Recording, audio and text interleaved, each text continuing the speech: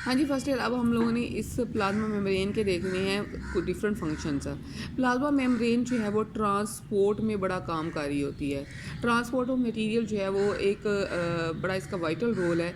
ये क्या करती है, एक बैरियर के तौर पर इस्तेमाल होती है। बैरियर के तौर पे इसमें ये मैंने कि बैरियर का मतलब कोई भी दरमियान में हिंड्रेंस रख दी जाए और ये परमिशन देगी तब जाके जो है वो डिफरेंट चीज़ें जो है मूव करके जाएंगी। इसी वजह से हम इसे सेलेक्टिवली परमिएबल मेम्ब्रेन भी कहते हैं। सेलेक्टिवली परमिएबल मेम्ब्रेन वो वाली मेम्ब्रेन होती है जो अपनी मर्ज़ी से चीज़ों को गुजरने देती है। सेलेक्टिवली परमिएबल मेम्ब्रेन के ज़रिए जो है वो ऐसी चीज़ें जो है अपने अंदर गुजरने देगी जो सेलेक्टिव होंगी।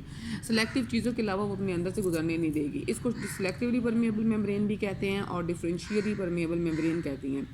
ये वो वाले सब्सटेंस जो कि लिपिड सॉल्युबल सब्सटेंस होते हैं वो ईज़िली इनके अंदर से गुजर जाते हैं। क्यों गुजर जाते हैं? क्योंकि ये जो लेयर होती है ये लिपिड की लेयर बनी होती है। इस वजह से लिपिड के मॉलिक्यूल जो है वो ईज़िली इसके अंदर से गुजर जाते हैं। लेकिन जो दूसरे वाले मॉलिक्यूल्स हैं उनको गुजरने के लिए थोड़ा प्रॉब्लम फेस करना पड़ता है।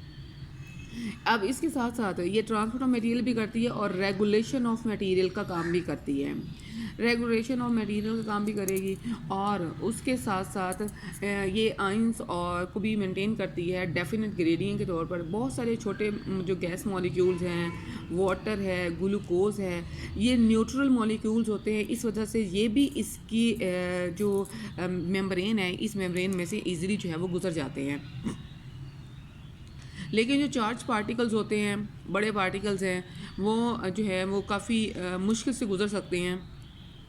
इस वजह से उनको गुजरने के लिए जो है ये जो प्रोटीन मॉलिक्यूल्स होते हैं उनका साथ देना पड़ता है। बहुत सारे सब्सटेंसेस जो कि कॉन्स्टेंटली सेल के अंदर पैसिव ट्रांसपोर्ट के ज़रिए एंटर होते रहते हैं, ये क्या करती है, ये एक कंसंट्रेशन ग्रेडियंट जो है वो बिल्डअप कर देती है और उस कंसंट्रेशन ग्रेडियंट को जो है वो मेंटेन करने के लिए एटीपी का सहारा लेती है। एटीपी के सहारा को किस प्रोसेस के ज़रिए लिया जाता है जी? एक्टिव ट्रांसपोर्ट के ज़रिए लिया जाता है। और इसके साथ साथ यही प्लाज्मा मेम्ब्रेन जो है जिसको हम लोगों ने ये जो है वो देखा हुआ है कि यही प्लाज्मा मेम्ब्रेन जो है वो डिफरेंट फंक्शंस भी रोल प्ले करती है। बहुत सारे एनिमल्स जिनका साइज बहुत छोटा होता है उनकी सेल मेम्ब्रेन ही उनको जो है वो फीडिंग के लिए बड़ा इंपॉर्टेंट रोल प्ले कर रही होती है। वो क्या करती है, जैसे ही यहाँ पर फूड पार्टिकल्स जो है वो अटैच होता है ना, ये फूड पार्टिकल्स जैसे इसके साथ अटैच होना है, इसने इसी प्लाज्मा मेम्ब्रेन ने ऐसे बल्क आउट होके इसके इर्द गिर्द जो है ना वो मेम्ब्रेन को जो है वो लेके चले जाना और ये एक फूड वैक्यूल के तौर पर इस्तेमाल हो जाएगी। अब वो कहते हैं अगर ये पार्टिकल सॉलिड होगा, यानी कि ये जो मटेरियल जो है वो सॉलिड पार्टिकल होगा तो इससे हम फेगोसाइटोसिस कहेंगे।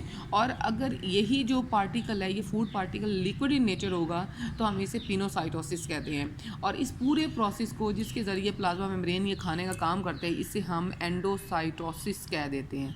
एंडोसाइटोसिस को हमने दो कैटेगरीज में डिवाइड किया है। एक में कहा फेगोसाइटोसिस और दूसरे में हमने कहा जी पिनोसाइटोसिस। फेगोसाइटोसिस में इसने सॉलिड पार्टिकल को इंजेक्ट किया और पिनोसाइटोसिस में इसने लिक्विड पार्टिकल को जो है वो इंजेक्ट किया था इस बेस पे। और ये काम कौन कर रहा है? और ये प्लाज्मा मेम्ब्रेन काम कर रही है और ये फूड वैक्यूल के तौर पर इस्तेमाल हो जाएगी। और इसके अलावा प्लाज्मा मेम्ब्रेन जो है वो नर्व इम्पल्स की ट्रांसमिशन के लिए वो बड़ा इंपॉर्टेंट काम करती है। मतलब नर्व इम्पल्स ने जो ट्रांसमिट होना है वो किसके ज़रिए होना है? इसी प्लाज्मा मेम्ब्रेन के ज़रिए ही होना है। मतलब ये क्या काम वहाँ पर करती है? ये कोऑर्डिनेशन का काम कर रही होती है वहाँ पर, जहाँ पर इसने प्लाज्मा मेम्ब्रेन ने नर्व इम्पल्स का काम करना है।